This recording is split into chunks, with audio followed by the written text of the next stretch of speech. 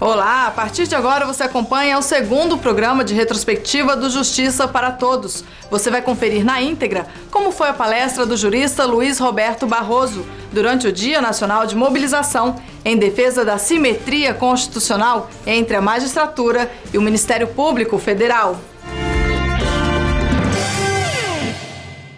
Os participantes do dia de mobilização promovido pela Associação dos Juízes Federais do Brasil tiveram a oportunidade de assistir à palestra do renomado jurista Luiz Roberto Barroso. Ele falou das mudanças teóricas que justificam a decisão do Conselho Nacional de Justiça, que por 8-5 reconheceu a simetria constitucional entre os regimes jurídicos do Ministério Público e da Magistratura Federal. Para situar o nosso tema, e eu não pretendo me alongar demais, é preciso percorrer algumas das transformações teóricas relevantes que aconteceram no direito constitucional brasileiro e mundial em geral e que legitimam o tipo de pretensão que a JUF veiculou e que foi acolhida pelo Conselho Nacional de Justiça. De modo que, antes de tratar muito brevemente do pedido especificamente e dos seus fundamentos, eu gostaria de compartilhar breves reflexões sobre as mudanças teóricas que legitimaram este pedido e que, a meu ver, justificam a manutenção da decisão do CNJ. De quando os mais antigos, não os mais jovens, estudamos direito na faculdade, é possível detectar 3 grandes transformações no direito constitucional. A primeira delas, talvez tenha 20 anos, ou pouco mais de 20 anos, foi a conquista de normatividade e efetividade pelas normas constitucionais. Antigamente, no Brasil, praticava-se o modo europeu de ver e trabalhar com a Constituição, que era um modo pelo qual a Constituição era vista como um documento político, uma convocação à atuação do Poder Legislativo e do Poder Executivo para darem concreção à Constituição. E, portanto, para a operatividade dos dispositivos constitucionais, o entendimento convencional exigia a intermediação do legislador. Esta visão da Constituição como um documento político que precisa ser previamente concretizada pelo legislador é uma visão historicamente derrotada. E de longa data se tem a percepção de que a Constituição, as suas regras e os direitos que asseguram, têm aplicabilidade direta e imediata, independentemente da atuação do legislador. De forma tal que, se o legislador não tiver atuado onde deveria tê-lo feito, o Poder Judiciário, nessa como em outras questões, pode fazer valer a Constituição. De modo que a ideia de legalidade, o princípio da legalidade, foi progressivamente superado por uma ideia de juridicidade, que inclui não apenas a Constituição no topo do sistema, como também os princípios, mesmo quando não estejam positivados em uma norma. De modo que essa foi a primeira grande mudança de paradigma, a normatividade e a efetividade das normas constitucionais. E a seguir, veja como foi a segunda parte da palestra do jurista Luiz Roberto Barroso, daqui a pouco, no Justiça para Todos.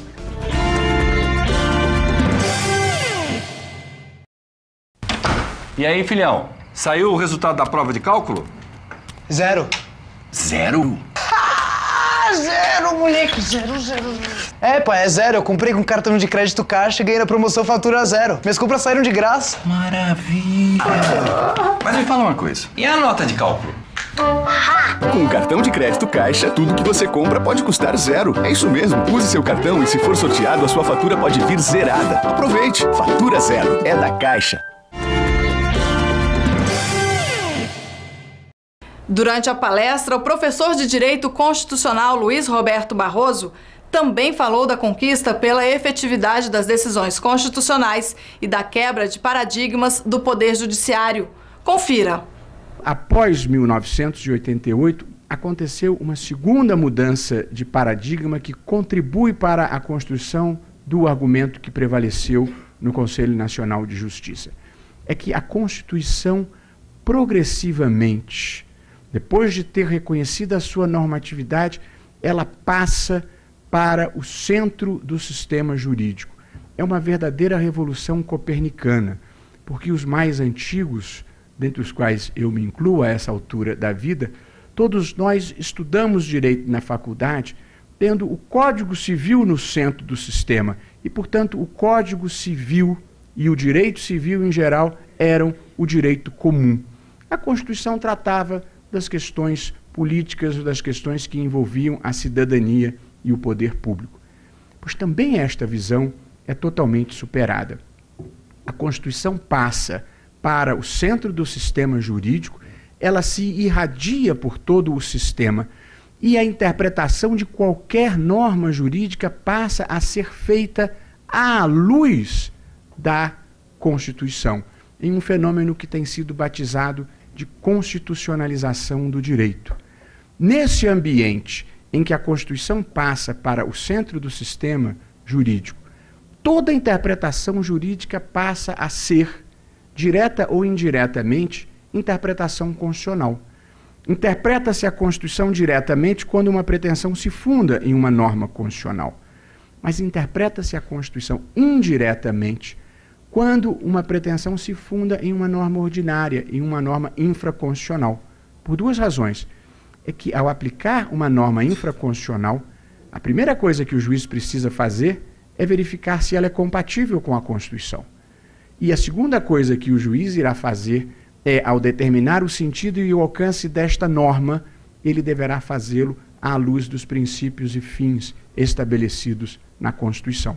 Portanto, toda interpretação jurídica é, em alguma medida, uma concretização da Constituição.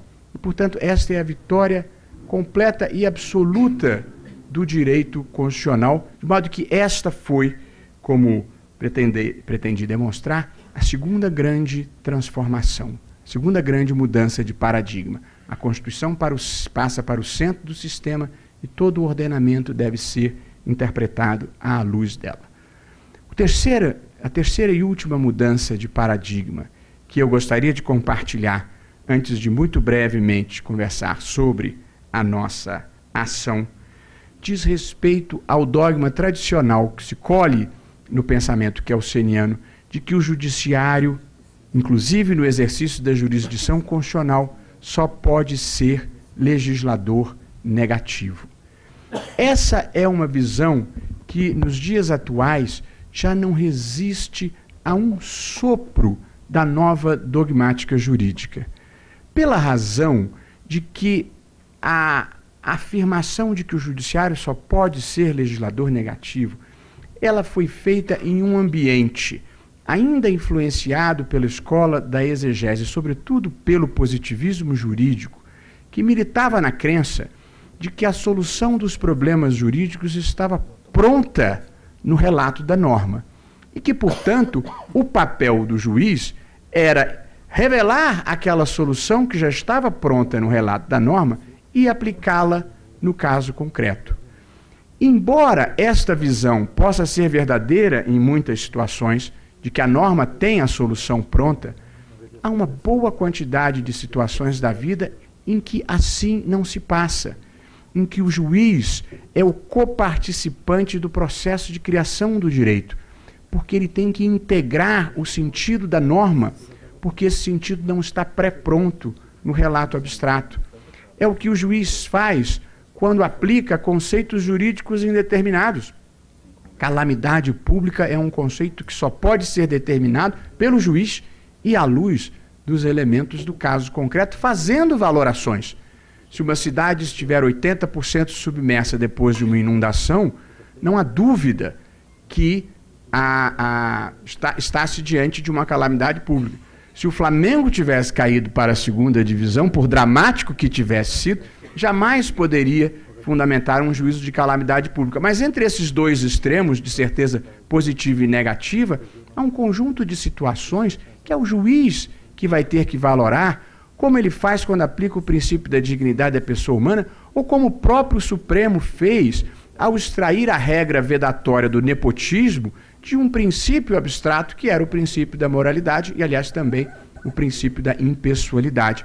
De modo que este juiz que revela soluções pré-prontas na norma, na interpretação constitucional, ele não existe mais. Até porque, além desse problema das ambiguidades da linguagem, o direito constitucional lida com um conjunto de situações que envolvem colisões de normas, colisões de direitos fundamentais. Quando o cantor Roberto Carlos ingressou em juízo para proibir a divulgação de uma obra que contava a história da sua vida, ele invocou o seu direito de imagem e o seu direito de privacidade. E o jornalista que havia escrito a obra compareceu para se defender e invocou a sua liberdade de expressão e o direito de informação do público. Os dois lados tinham normas constitucionais consistentes e aplicáveis a seu favor. Esse juiz que vai decidir essa lide, ele vai aplicar uma solução que já está pronta no ordenamento jurídico ou vai ser ele que argumentativamente vai construir a solução para demonstrar por qual razão, naquele caso concreto, deve prevalecer a liberdade de expressão e não o direito de privacidade, ou vice-versa. Portanto, nós vivemos um ambiente teórico e prático no qual, em muitas situações, em razão de a solução do problema não estar pronta no ordenamento jurídico, é o juiz que vai construir a solução argumentativamente. O juiz contemporâneo, nestas situações, é um coparticipante do processo de criação do direito, por esquisito que possa soar à visão mais tradicional e conservadora do direito. Para dar um terceiro e último exemplo, dei o primeiro dos conceitos jurídicos indeterminados e princípios, que são termos vagos, o segundo da colisão de direitos fundamentais, e o terceiro, quando há desacordos morais razoáveis, quando pessoas esclarecidas e bem-intencionadas interpretam diferentemente o sentido do direito à vida ou o sentido da dignidade da pessoa humana, o que o juiz faz? Julga a lide empatada?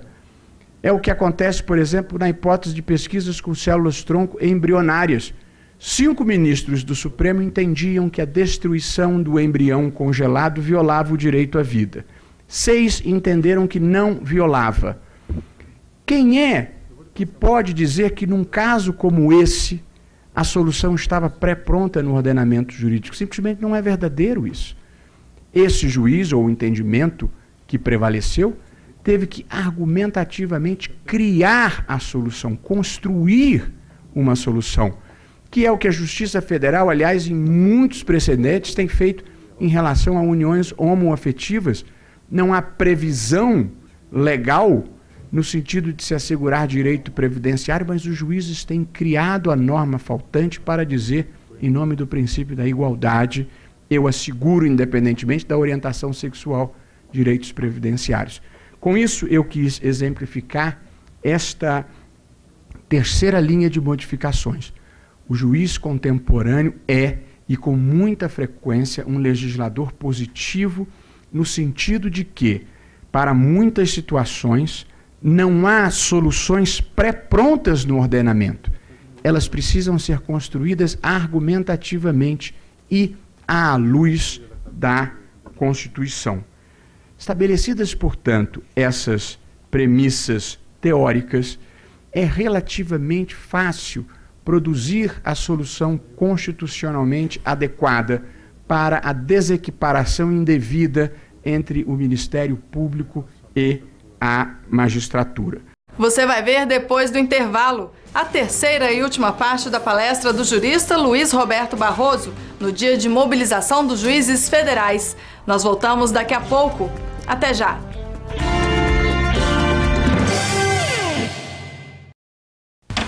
E aí, filhão? Saiu o resultado da prova de cálculo? 0. 0? Zero, moleque, 0. É, pai, é 0. Eu comprei com cartão de crédito Caixa e ganhei na promoção fatura 0. Minhas compras saíram de graça. Maravilha! Mas me fala uma coisa, e a nota de cálculo?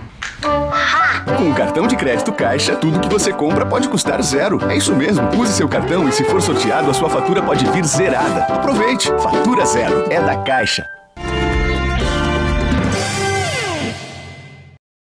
A carreira jurídica e as garantias que permitem a independência dos magistrados também foram assuntos abordados pelo professor Luiz Roberto Barroso durante a palestra realizada no dia de mobilização dos juízes federais em favor da simetria com o Ministério Público Federal. A ação que foi proposta perante o Conselho Nacional de Justiça, ou pedido de providências que foi ajuizado ou apresentado lá, trabalhava sobre 3 argumentos centrais. Primeiro, é contra a lógica do sistema que os juízes tenham uma posição inferior à de outras carreiras jurídicas. 2, o parágrafo 2º do artigo 65 da LOMAN está revogado. Terceira, o judiciário pode e deve, aliás, não o judiciário, o intérprete e o aplicador de qualquer direito, não só pode, como deve aplicar a Constituição diretamente, mesmo quando o legislador não tenha atuado onde deveria ter atuado. E eu, muito brevemente, desenvolvo cada um desses argumentos. O judiciário, como disse o nosso presidente, e com toda a razão, e por força da Constituição, é preciso que ele seja independente. O judiciário, o que legitima o seu poder é a independência e a imparcialidade. E para que seja independente e imparcial, o Poder Judiciário é dotado de um conjunto de garantias. Há garantias institucionais que beneficiam os órgãos do Poder Judiciário, como autonomia funcional, autonomia administrativa, autonomia financeira, e há garantias funcionais do próprio magistrado, como a inamovibilidade, a irredutibilidade de vencimentos e a vitaliciedade. E nesse conjunto de garantias do magistrado, e embutido na ideia de não redutibilidade dos vencimentos, está presente, por certo, a sua independência econômica como um pressuposto da sua independência funcional.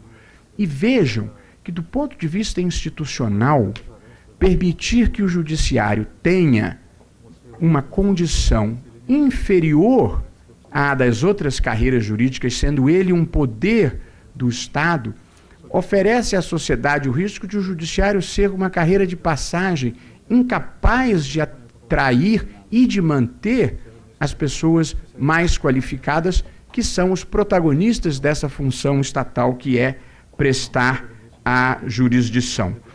E, além disso, a Constituição estabeleceu que os cargos do judiciário, a começar do cargo de ministro do Supremo, funcionaria como teto da remuneração no serviço público, ou no máximo como um paradigma para equiparação de outras carreiras.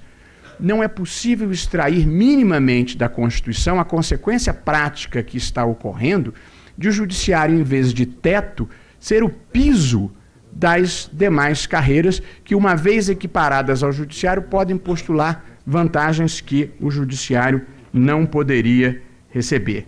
De modo que a primeira premissa da argumentação desenvolvida é: o judiciário é um poder estatal e, sem nenhum demérito às outras carreiras jurídicas ou às funções essenciais da justiça, ele não pode ter um regime jurídico inferior a elas, sob pena de se violar a lógica do sistema constitucional. Segunda tese jurídica relevante diz respeito à revogação do parágrafo 2º, ou na verdade todo o artigo 65 da LOMAN, especialmente o parágrafo 2º. Por quê? Esse dispositivo é o dispositivo que institui o elenco de vantagens que a magistratura pode perceber, e o parágrafo 2º esclarece que aquele elenco do artigo 65 é exaustivo. Portanto, é uma norma que prevê o pagamento de um conjunto de penduricalhos variados à magistratura, aos magistrados em geral, que evidentemente não pôde resistir à emenda constitucional 19, cujo propósito foi precisamente estabelecer uma remuneração em parcela única, salvo as de natureza indenizatória, ao instituir o subsídio. De modo que parece razoavelmente singela a sustentação do argumento de que o parágrafo 2º do artigo 65 não mais subsiste, porque aquele conjunto de parcelas é incompatível com a remuneração em parcela única, salvo as indenizatórias, determinada pela emenda constitucional número 19. E, por fim, a questão da equiparação constitucional entre a magistratura e o Ministério Público é facilmente demonstrável. Como lembrava o nosso presidente, historicamente, o Ministério Público sempre postulou a equiparação com a magistratura. A Constituição de 1988, na sua redação original, foi o ponto culminante dessa postulação do Ministério Público e do seu reconhecimento institucional. De modo que a Constituição de 1988, salvo algumas pequenas nuances, já aproximava de maneira significativa o Ministério Público da magistratura por força do artigo 128, parágrafo 5º, que instituía para o Ministério Público as mesmas garantias de vitaliciedade, inamovibilidade e irredutibilidade de vencimentos e as mesmas vedações, salvo alguns pontos particulares, porque no texto original o membro do Ministério Público podia ter atividade política e alguns aspectos só do regime jurídico da magistratura, como promoção e aposentadoria, é que se aplicavam ao Ministério Público. Mas a Constituição acabou com a possibilidade de o Ministério Público fazer advocacia de Estado, criou o órgão próprio para a advocacia de Estado, que foi a Advocacia Geral da União, e cometeu ao Ministério Público a função de defesa da sociedade. De modo que os regimes ficaram muito próximos na redação original da Constituição de 1988. Mas com a emenda constitucional número 45, o que já era próximo, ficou totalmente equiparado, porque mesmo a diferença de que o Ministério Público podia ter atividade política foi suprimida, como a emenda 45 determinou a aplicação ao Ministério Público dos mesmos princípios inscritos no artigo 93, que são os princípios que regem a magistratura e que devem constar do Estatuto da Magistratura. De modo que a vontade constitucional foi inequívoca no sentido de estabelecer esta equiparação. A Constituição não disse que o Ministério Público vai ter pelo menos os mesmos direitos que a magistratura. A Constituição disse que o Ministério Público vai ter o mesmo regime jurídico o Ministério Público vai ter o mesmo regime jurídico da magistratura, o que evidentemente se estende também às questões remuneratórias. E ninguém nunca discutiu que este era o sentido e o alcance da Constituição.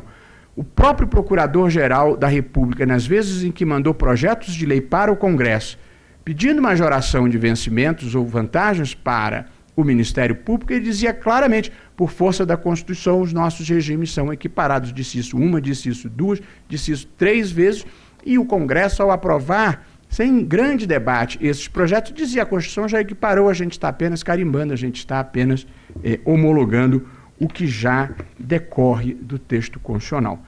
De modo que ninguém, nem mesmo os votos dissidentes do Conselho Nacional de Justiça, divergiram da premissa de que a Constituição impõe esta equiparação. O voto divergente, e o principal voto divergente, diz: embora a reivindicação tenha amparo constitucional e seja justa, eu não posso acolher. E aí, eu evidentemente tenho todo o respeito e acatamento pela posição divergente, mas se tem base constitucional e é justo, tem que ser possível acolher. Eu não consigo imaginar uma pretensão que tenha fundamento constitucional e seja justa que não seja possível de ser construída em uma pretensão judicial que deva ser atendida. De modo que o que nós estamos lidando aqui é com uma dificuldade teórica, que é a superação de uma visão tradicional. O legislador não fez o que deveria ter feito, mas a Constituição diz o que é o certo. Portanto, o intérprete deve fazer o certo com base na Constituição, ou o intérprete deve subordinar-se à omissão legislativa e produzir um resultado injusto porque o legislador assim desejou. Essa é quase que uma opção filosófica diante do direito. E, evidentemente, se há uma alternativa interpretativa que permite compatibilizar a decisão com a Constituição e outra que diz, infelizmente, eu não vou cumprir a Constituição porque o legislador não quer, eu não teria nenhuma hesitação em escolher a primeira alternativa. Foi isso o que se pediu em nome da AJUF e foi isso que o Conselho Nacional de Justiça corajosamente acolheu. Eu acho que se a matéria for levada ao Supremo, nós vamos estar novamente diante da aplicação direta da Constituição na omissão do legislador e a eterna questão do legislador positivo. Eu acho que já é uma boa hora de nós virarmos esta página do pensamento kelseniano, que era um virtuoso do direito, mas escreveu para outra época e sob outras premissas teóricas, e avançar um pouco no processo jurídico. Se está na Constituição e se há juízes para interpretá-la, é isso que deve ser feito. Muito obrigado. E o Justiça para Todos de hoje fica por aqui. Mas você pode conferir o programa também pela internet no site www.ajuf.org.br. No nosso próximo encontro, você continua acompanhando a programação do Dia Nacional de Mobilização dos Juízes Federais do Brasil. Até lá!